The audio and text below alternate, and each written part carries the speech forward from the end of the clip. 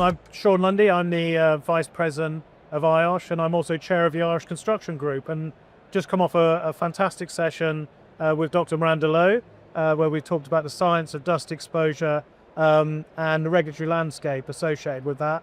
Miranda, would you like to tell us a bit more about yourself? Sure. I'm Miranda Loh. I'm the Director of Scientific Growth, Engagement and Innovation at the Institute of Occupational Medicine. So Miranda, what is occupational dust exposure? What do we mean by that? So dust is a type of particle. So particles are generally hazardous to health, and dust are particles that have been mechanically generated through processes such as cutting or grinding, sanding. Yeah. Today we talked about three particular dusts that are of interest because they are known human carcinogens, and these include asbestos, silica, and wood dust. Yeah. So, and what sort of processes are sort of involved in creating those dusts? Where does it come from, basically? So they're quite different for all of them. So asbestos they are fibers which are mined from rock, and they've been put into different types of materials because they're so fire resistant and durable. They've been used in construction materials, they've been used in brakes, so they're used in quite a variety of different materials. Silica is found in sand and stone and clay, and so they may be found in varying amounts in different types of materials. Yes. And wood dust is obviously from wood. And what we talked about today is there are actually two types of wood that are regulated, hardwoods and softwoods. So they are slightly different in terms of their toxicity. And all of these have exposure standards as well that we work to. And you mentioned a couple of things about exposure standards and how to use them. Would you like to sort of elaborate a bit more on that? Sure. So these are all, they're all regulated under either COSH, the Control of Hazardous Substances Act, or under the Control of Asbestos Act. Yeah. So for both of these and all of these three substances, there will be an occupational exposure limit, or what we refer to as a workplace exposure limit in the UK. And that's the maximum level that is allowed at the workplace. However, good practice is really to make sure you never reach anywhere near that, and to keep your exposures as low as you can.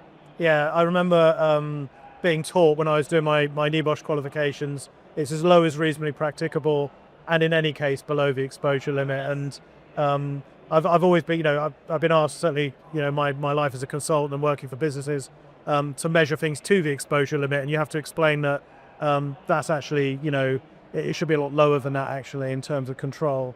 So Miranda, so in terms of like the exposure limits, does that mean there is no safe level for exposure? So the exposure limits are set at a level that the scientific evidence gives us. So this is reviewed by an expert committee. However, what we see is that across the world, different countries will have different exposure limits. And the thing to remember is that these are set to protect workers. However, if you were exposed to that level every day of your working life, it doesn't mean that nobody would get disease. It's just that the levels are minimized as much as possible. So still, it is better practice not to base your practice only on those levels, but to reduce it as much as you reasonably can. Yeah, and I guess certainly the COSH regulations talks about control first, then prevention. And I suppose practically, a lot of people end up thinking about using personal protective equipment or respiratory protective equipment almost as a first resort rather than a last resort, only because practically that's the only thing they can do. What about the sort of limitations of that type of PPE? What would you say about that? Well, the hierarchy of controls says basically PPE is the last resort. And that's because, first of all, you're reliant on workers to wear them correctly. Yeah. And I think with all the training in the world, the reality is when you wear a respirator, you're going to be moving about. It's possible that fit will change, that worker is not necessarily protected all the time. Yeah. So what we want to try to do is take that control out of the workers' hands if we can. So ultimately what we would like is to eliminate the hazard from the workplace, or substitute it with a less dangerous hazard. If that's not possible, there are a whole level of different types of controls that can be done. There's ventilation, which can help remove the hazard from the workplace as well. There are processes that reduce the likelihood that the worker would come into contact with it. So there are many things that we can do without having to rely on PPE, but sometimes you can't completely eliminate it. And so PPE is useful to have, but it should not be the only thing that is used. Yeah, and I think that's why the Health and Safety Executive put a lot of focus on research into PPE, because they know it's used extensively throughout industry, even though we should try to not use PPE if possible, but it's not always possible. I think in the construction industry as well, we try to use misting systems maybe to reduce dust, but there are kind of other things that happen where people are doing cleaning, for example. So you put all these controls in, all your workers have got PPE, and then the cleaner comes in and starts sweeping dust up, and they're not wearing PPE, and they're not very well controlled. So there's something about hard to reach groups, I think, that we probably need to think about. We spoke a little bit about education as well. So I know you do a lot of work on education at the IOM as well. So do you want to talk a little bit about that? So education's very important. Obviously, training your professionals, so whether they are health and safety or hygiene professionals, to understand the risks that they're trying to protect workers from is important, but also enabling them to give that kind of education to their managers, employers, but also the workers. And one of the things I believe is really important is that training is most effective when people are engaged in it. So it's not just making them watch a video or read a pamphlet or something like that. It's really embedding it into their everyday practice and understanding what your workers know. I think that's also really important. So it's not just, here you go, it's about, how could we make it better for you?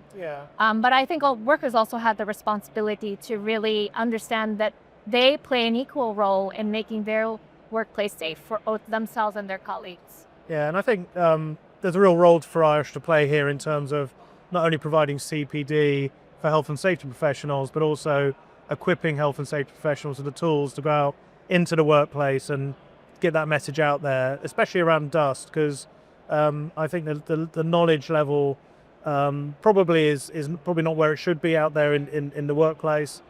People tend to focus a lot more on accidents rather than health issues, but the statistics speak for themselves. There's a lot of people unfortunately suffering ill health and unfortunately dying from exposure to asbestos, silica and wood dust. I think the difficulty with dust is that often you won't see the health effects right away, and so perhaps people don't think it's such a bad thing because they're not feeling ill, when they come home from work right away. But in a few years' time, it might be 10 years, it might be 20 years, the effects of dust exposure can be really quite debilitating. People have difficulty breathing, they may get various types of cancers. We talked about mesothelioma for asbestos, but also lung cancer for asbestos and silica exposure. And wood dust exposure, you can get cancer in your nasal cavities as well. So these aren't small things. No, and there was, I think it's DWP, Department of Work and Pensions, did some research a few years ago where they spoke to young people, and young people largely didn't know a lot about asbestos, for example. They thought it was asbestos-related disease only affected older people like myself. But the reality is asbestos is still in buildings. These young people are now entering the workplace. They can go and get exposed. And it would be a real tragedy if they were suffering from asbestos-related disease when they're in their 50s, when they should be perfectly healthy and fit and well. And that's something where, asbestos was banned in the 80s and 90s. And so the focus has probably been on people who were exposed during their working lives using asbestos. But now we have a different era of asbestos exposure, which is really in terms of people who may be working with removing asbestos, but people who may not really do anything with asbestos, but it's in the building.